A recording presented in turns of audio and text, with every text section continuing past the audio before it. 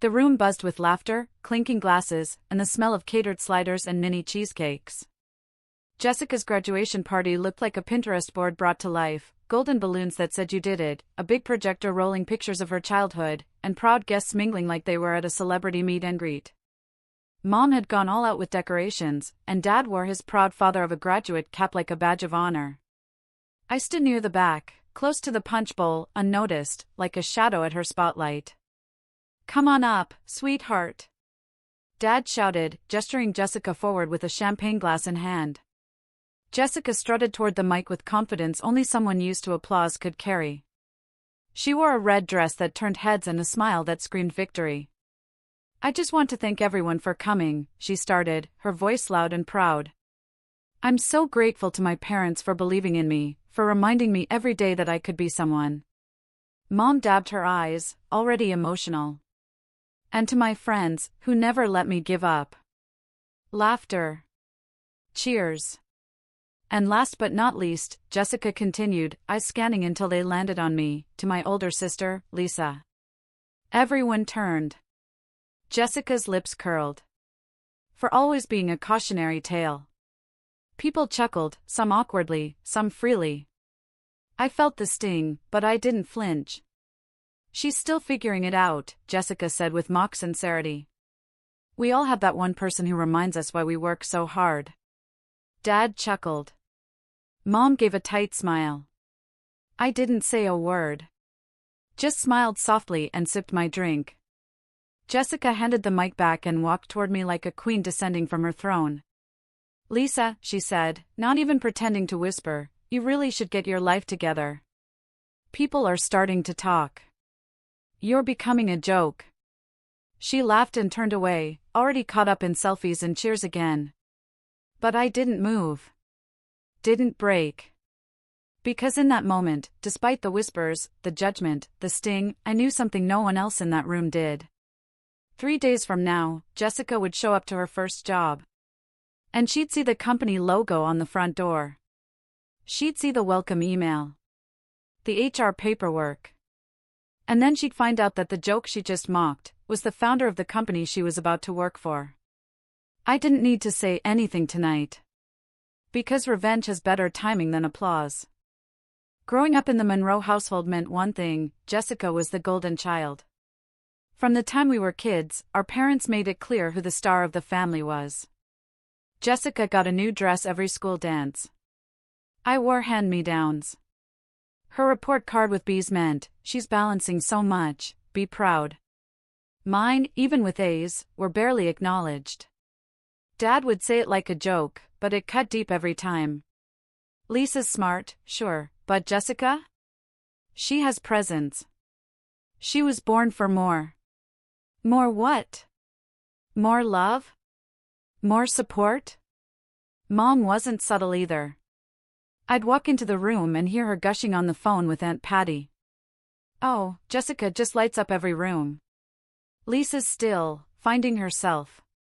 But Jessica? She's got that spark." That spark somehow justified everything. When Jessica forgot Mom's birthday, it was because she was busy and important. When I forgot, it was ungrateful, and how could you? I learned to live in the background. I stopped trying to win their praise. I threw myself into books, into part-time jobs, into anything that gave me a sliver of control over my own story. But it wasn't just the favoritism. It was the silence. The way they never asked how I was doing. The way they laughed harder at Jessica's jokes even when they weren't funny. The way Dad once told me at dinner, "Maybe you should just be more like your sister." And I wanted to scream, "I'm not supposed to be her. I'm supposed to be me." But I didn't scream. I swallowed it. Like I had my whole life. Jessica went off to college with a car, monthly allowances, and teary goodbyes. I packed my bags for a cheap apartment in community college, with no help, not even a ride to move in. And still, I worked. I studied. I fell. Got up. Fell again. Started building a small freelancing gig online while waitressing nights. Nobody asked what I was doing, so they never noticed the clients growing, or the money starting to come in. No one cared when I bought my first laptop with my own money. When I signed my first LLC papers. When I landed a major client that paid more than my old job did in 6 months. Jessica got celebrated for graduation photos. I built something silently in the background. Like a ghost they'd forgotten, but I was rising. They thought I had nothing going on. That I was the punchline in the family story. But while they were laughing, I was building a kingdom. And soon, the same sister who told me to get my life together would be signing a contract with my name on it. Only then would the silence finally break. I didn't need applause. I needed independence. After moving into my cramped one-bedroom apartment, I had nothing but an old laptop, a second-hand coffee maker, and a determination they couldn't laugh off. While Jessica posted dorm selfies and graduation countdowns, I was pouring coffee during the day and teaching myself everything I could at night. Coding, graphic design, online marketing, I became obsessed. I wasn't just trying to survive. I was building a new version of myself. One they couldn't recognize. The freelance project started small. A logo here. A website there. But I delivered like my life depended on it, because in a way, it did.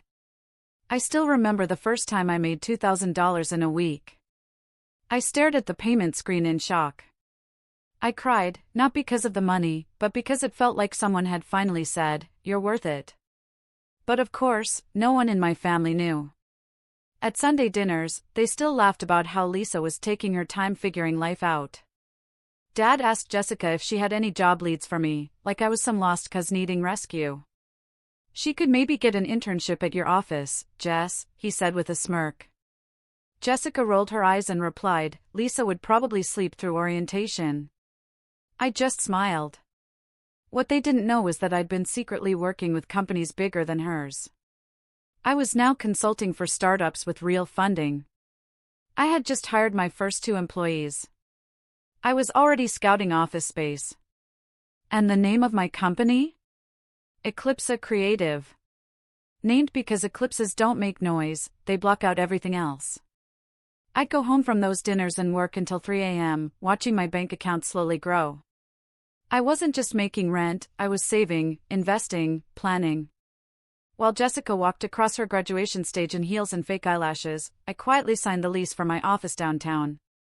Nobody clapped when I hung up my first company sign. No one brought flowers. But I stood in that empty space with a lump in my throat. Because I knew. I knew who I was becoming. I wasn't the shadow of my sister. I was the woman who built herself from scratch. And the sweetest part? Jessica's first post-college job offer came from a cool startup she was raving about, the very one I had acquired during a quiet buyout deal 2 weeks earlier. She didn't even know yet. My name wasn't public. Not yet. But the moment she stepped into her new office, my presence would be waiting for her, in every policy, every design, every inch of that company's DNA. She told me once I was becoming a joke. But what's funnier than thinking you're the boss, only to realize you're nobody's sister signs your paychecks? Revenge wasn't loud. It was calculated. And I wasn't done yet. It was a sunny Monday morning when Jessica started her first day at the company she couldn't stop bragging about. Over the last week, she'd posted Instagram stories showing off her new business outfits, her desk accessories haul, even the overpriced coffee she'd picked up on the way. Manifesting boss girl energy, her caption had said. She had no idea she was walking into my world. I made sure to keep everything quiet. I'd kept my name off the company website. My office? Behind a frosted glass door on the top floor, one only executives had access to. The team knew who I was, of course, but everyone had been briefed. No one was to mention me to the new marketing hire, not yet. Jessica arrived full of energy. She walked into orientation like she owned the place, probably thinking she'd impress her supervisors and climb the ladder in no time. And to her credit, she had charm. She always knew how to make people laugh, how to take up space, how to shine. But charm only gets you so far when the person reviewing your performance already knows everything. From the moment she joined, I monitored her quietly. Not to sabotage her, but to understand her. How she worked. What her strengths were. What her weaknesses were. She submitted her first presentation late. She brushed off feedback from her team lead. She complained in the break room about the annoying systems we used, which I had personally designed. Still, I didn't say a word. Not yet. A week later, the company held a quarterly staff meet and greet, an internal gathering where all departments came together, including executives. Jessica showed up wearing a bright pink blazer and that same arrogant smile. My parents came too. They'd been invited by Jessica, of course, who told them, "You have to see where I work. It's a huge deal." They walked into the event like royalty, expecting another proud moment where Jessica would be the star. But the energy shifted when I entered the room. People stood a little straighter. Heads turned. The CEO of one of our client partners shook my hand with admiration.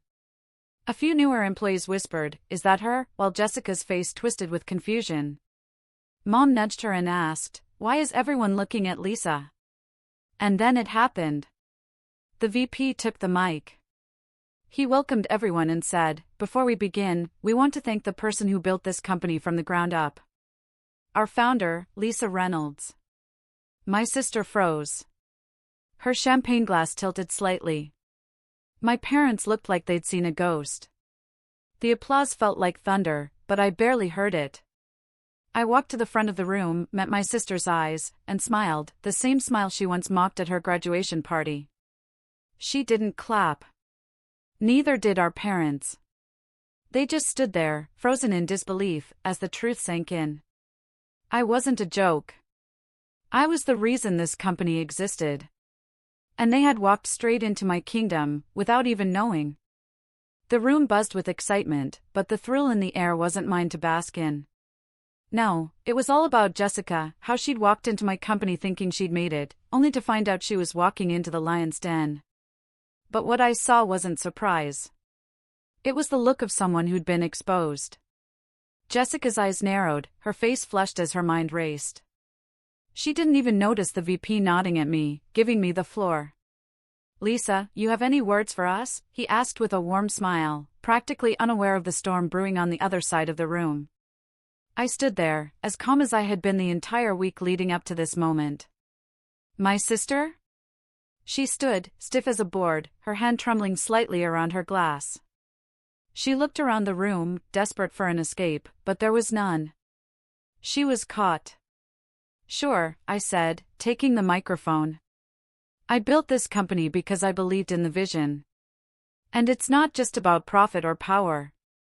It's about creating something that lasts. Something that allows every person in this room to thrive." The room quieted, every pair of eyes locked on me.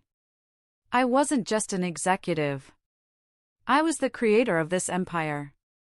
The same empire my sister had only just entered, thinking it was her place to dominate. But now, as the tension settled over the room like a heavy fog, I saw her struggle. She wasn't used to being second. She wasn't used to being anyone's equal. I made sure my eyes briefly found hers, letting her feel the full weight of the moment. I could see the panic settling in behind her confident facade. The humiliation was palpable, even if she didn't dare show it. Jessica opened her mouth, but nothing came out. She tried again, her voice shaking. "That's amazing," she said, barely audible. "I didn't know. I didn't know you were the one behind this." I just smiled softly. "It's a lot easier to make a joke of people when you don't know the full story, Jess." The room remained quiet as I continued. "I'm here today, not just because of my hard work, but because I know how to turn every challenge into an opportunity. We all have that power, if we stop looking down on others." I could feel the ripple of discomfort spread through the crowd, but it was Jessica's expression that really struck me. She was no longer the center of attention. The crowd was with me now. The joke was on her. And then the ultimate sting. I turned to my parents, who had been standing on the sidelines, trying to play it cool. They were the ones who had told me I wasn't enough. Who thought I couldn't ever be as valuable as Jessica. I looked directly at them and said, I built this. Not Jess. Me. I took the risks. I worked every late night. Every sacrifice was mine. Mom opened her mouth, but no words came out. Dad shifted uncomfortably, the reality of what they'd overlooked settling in. But Jessica, she was trapped in her own game. Her eyes darted to the floor, unable to meet anyone's gaze. The reality had sunk in. In that moment, I realized something. Revenge wasn't just about getting back at someone. It was about showing them who had the real power. And Jessica, my sister, had just learned the hard way, sometimes, the joke's on the person who thinks they're in control. The silence in the room was deafening, almost suffocating.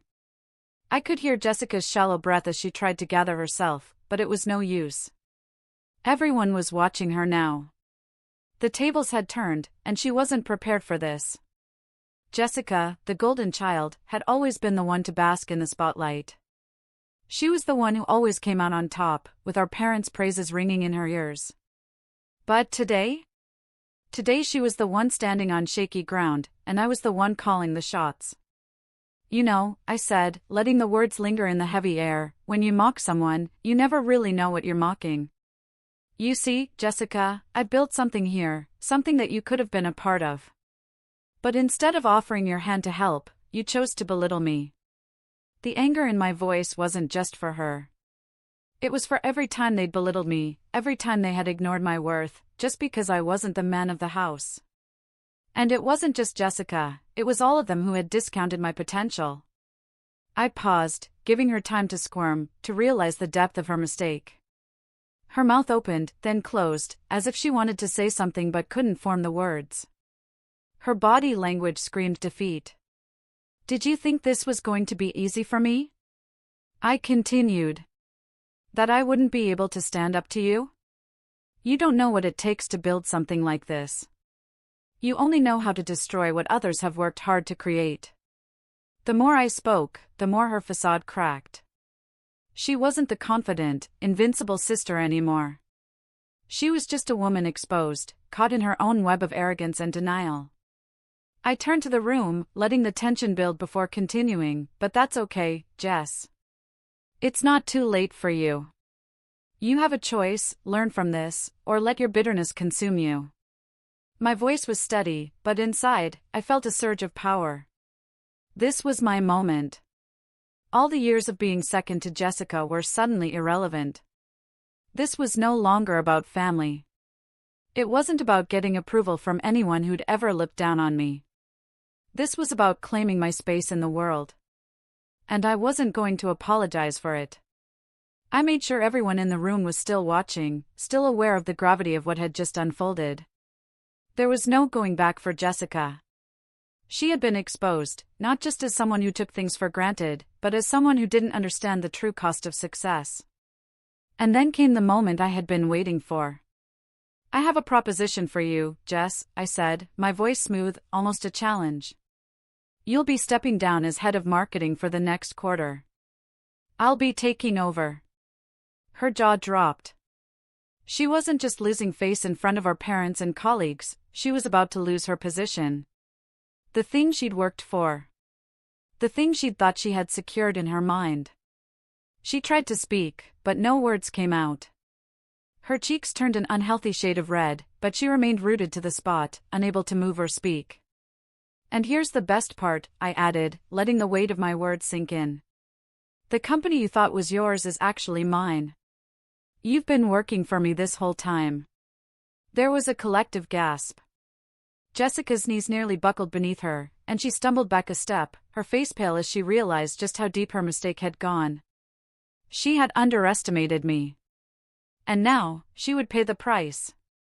I turned to the crowd and said, I think it's time to move on. My sister will have to learn that in this world, actions speak louder than words. Jessica stood there, unable to even muster a single word of protest. Her pride had been crushed. Her dreams of always being the one on top shattered in an instant. And the silence that followed? It was the sound of victory. The aftermath of the confrontation left the room heavy with silence. But for me, it felt like a weight lifting off my chest. Every eye in the room was on Jessica, waiting for her to process the full extent of what had just transpired. It was clear she hadn't expected this, not from me, not from anyone. She had always been the golden child, the one our parents could do no wrong by, the one who had everything handed to her. I had been the shadow, the one they would dismiss, telling me that I was nothing compared to her. But now? Now she was the one who was nothing. I could feel the eyes of our parents on me. I knew they were conflicted. For years, they had sided with Jessica, but now they were watching me, seeing me in a light they'd never seen before. My father's face was unreadable, while my mother looked like she had just witnessed the downfall of someone she had held up as perfect. But I wasn't looking for their approval anymore. This wasn't for them, it was for me. Jessica stood there, her body stiff, her face frozen in disbelief. She was trying to collect herself, but the shame was too much. Her whole world had just crumbled, and she was powerless to stop it. She had underestimated me, taken my silence as weakness, and now she was paying the price. "You always thought you could get away with everything, didn't you?" I said softly, my voice now calm, almost soothing. "But now you'll see what it's like when someone finally stands up to you." Jessica's eyes filled with anger, but there was no fire in it. She knew she had lost. It wasn't just the promotion, or the position she thought was hers, it was everything. She had built her identity around being the favorite, the successful one, the one who could do no wrong. But now, that identity was shattered. As she opened her mouth to speak, I could see her trying to regain some of the control she had lost. But the words wouldn't come. She was struggling to find her place in a world that no longer saw her as the star. And all I could do was watch as she fumbled, helpless. I turned away from her, fully aware of the eyes still on me. The room was still silent, but now the silence felt different. It felt like triumph. My journey from the overlooked, quiet daughter to the founder of my own company had been hard, but it had been worth it. I had faced every challenge, every setback, and every mocking comment with determination, and now I was standing here, stronger than I'd ever been. "I guess it's time to say goodbye to your dreams, Jessica," I said, my voice tinged with finality. "Maybe next time, you'll think before you belittle someone." With that, I turned to walk away, knowing that my victory wasn't just about the company or the power I held. It was about finally proving to myself that I could rise above the expectations and the insults. I had done it on my own, and no one could take that from me. As I stepped out of the room, I felt a sense of freedom I hadn't known before. The weight of years of being overlooked, ignored, and underestimated was gone. I wasn't just the quiet daughter anymore. I was Lisa, the founder, the creator, and the woman who had finally taken control of her life. And for the first time in a long time, I felt like I had won.